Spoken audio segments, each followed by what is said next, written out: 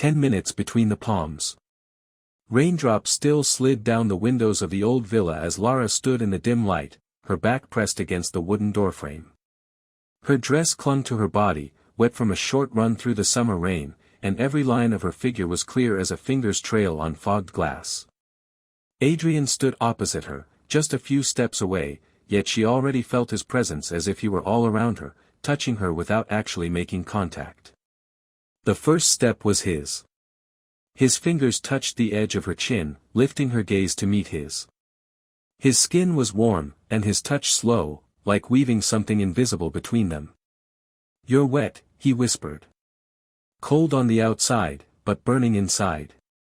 His breath brushed her cheek. She leaned softly into his palm, soaking in all that heat. He trailed his hand down her neck, across her collarbone, to her shoulder. The dress's fabric was thin, clinging like second skin. His thumb circled her upper arm, and his fingers gently enclosed it. Her skin was smooth and fragrant, like petals under summer sun.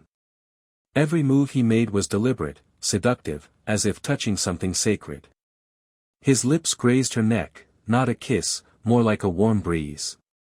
She shivered, and instinctively stepped closer.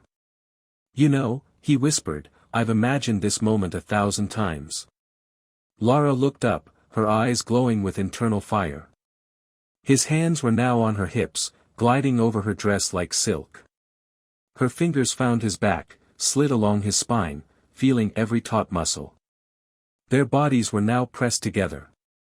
Her breasts, soft yet firm, pushed against his chest. He inhaled deeply, trembling, and finally, his lips found hers. The kiss wasn't wild, it was intense. A joining of everything unsaid. Their tongues moved in a rhythm dictated not by time or space, but by heart. Lara felt her knees begin to buckle. He held her tightly, lifting her, her legs wrapping around his waist.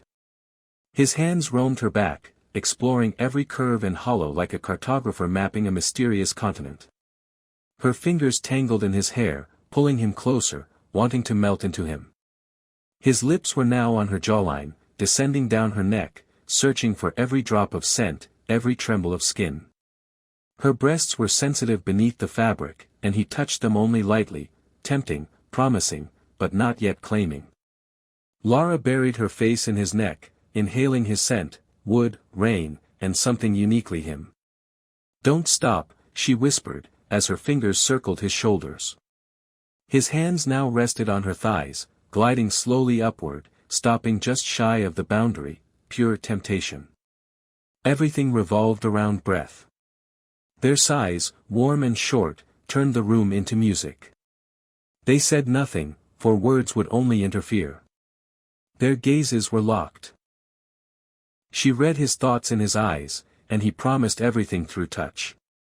He sat in an old armchair, and she curled into his lap like flame around a candle. Their bodies entwined, arms wrapped around each other, and skin on skin no longer searched, it found.